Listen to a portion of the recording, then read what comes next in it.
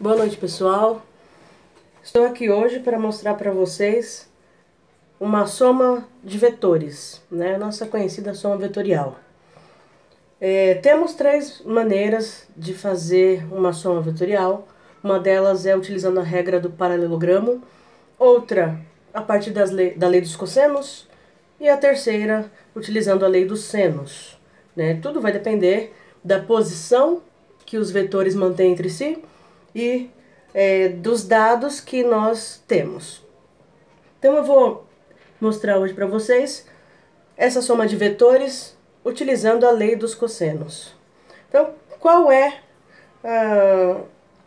o conceito utilizado na lei dos cossenos? Tenho aqui um vetor A, que começa neste ponto e termina neste ponto. Ele tem uma direção em um sentido. Tenho aqui um vetor B, numa outra direção.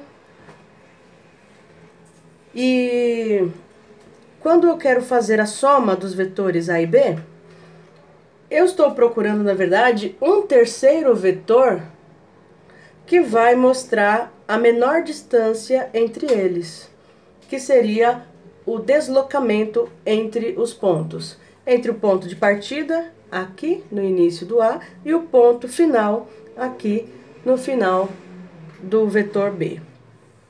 Então, a gente expressa esse vetor soma dessa maneira, construindo aqui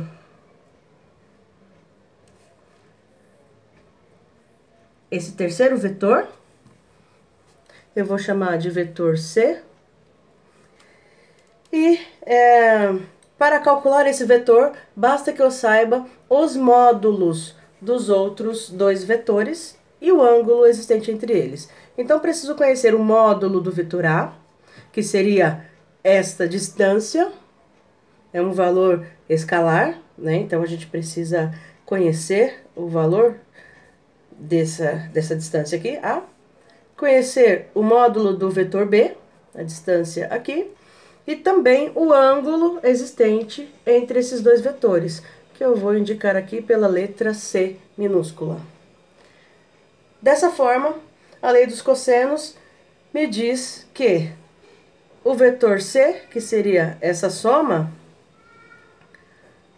é calculado por raiz quadrada do vetor A elevado ao quadrado, mais o B elevado ao quadrado, menos duas vezes o A vezes o B, vezes o cosseno do ângulo C, que é este aqui. Sempre o ângulo que nós vamos procurar é o oposto ao vetor desejado. Bom, e aí agora a aplicação disto aqui como exercício. Temos aqui um exemplo 5 que foi passado no material de vocês. Este exemplo diz o seguinte: sendo os ângulos θ1 30 graus, este aqui, e θ2 105 graus, os módulos dos vetores. Então, eu conheço a distância aqui do vetor A, 10 metros, e B, 9 metros, da distância daqui a aqui, 9 metros. Determine a soma desses vetores. Ora, já vimos que o vetor soma, então, precisa ser traçado aqui, do ponto inicial ao ponto final, para a gente determinar este deslocamento. Então, traçando aqui o vetor soma, eu vou indicar aqui como C, que vai ser o vetor soma.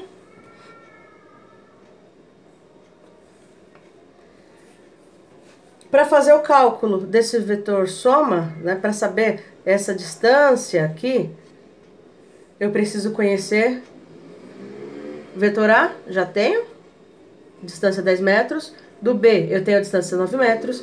Falta o ângulo interno aqui. O que foi fornecido é esse ângulo externo, θ2, 105 graus.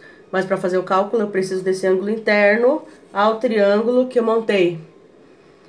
O cálculo desse ângulo aqui é muito simples. Então, se prolongamos aqui o vetor A, o ângulo fornecido externo aqui é 105 graus.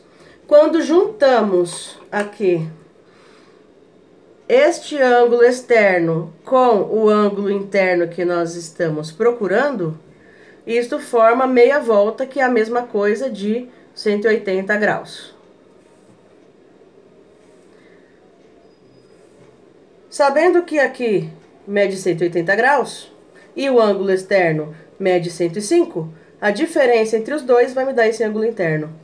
Então, aqui eu terei ângulo, vou chamar de C minúsculo, o ângulo C vai ser igual a 180 graus menos 105 graus do ângulo externo. Isso aqui vai ser igual a 75 graus. Pronto. Tenho esse ângulo aqui de 75 graus. Vou marcar aqui. Agora, eu posso aplicar a lei dos cossenos.